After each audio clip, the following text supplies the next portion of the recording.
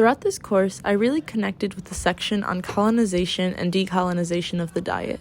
For my gallery walk project, I wanted to reconnect with my culture and ancestry. In my synthesis essay, I wrote about my disconnect with food and how I think that affects my mental and physical well-being.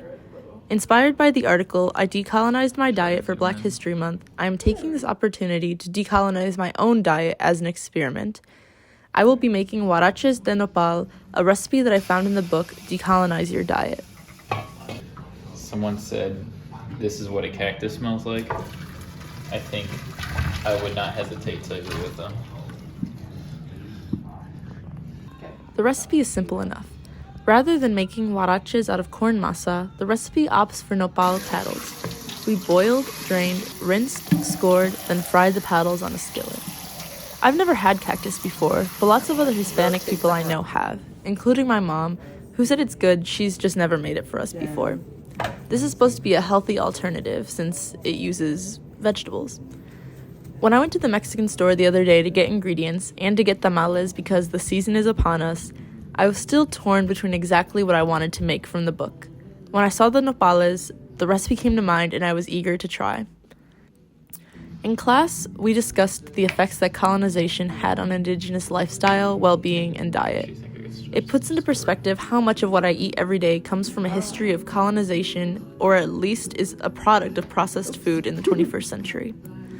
Decolonize Your Diet talked about how in Latin America, our ancestors used to eat freshly prepared foods and vegetables, but through assimilation and Americanization of immigrants through school lunch programs, advertising, and the convenience of fast food, we've come to eat far more processed foods full of fat, salt, and other unhealthy ingredients in excess. The authors were not just trying to remake the exact same meals that our ancestors ate, rather, they were trying to recreate dishes that possibly existed before colonization with the aim, end quote, to create dishes that nourish the body and the spirit, end quote.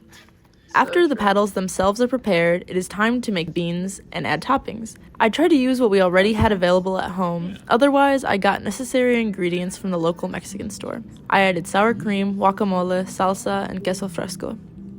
Decolonizing also means to be mindful and intentional with the food that you're putting into your body. It means to slow down and really pay attention to what you're doing. The book describes this labor as sacred. This process has allowed me to tap into this and to really enjoy the art of making food, sharing company, and to really indulge in eating. And the cheese. I'm going for everything. I didn't do it all like that. Cheers.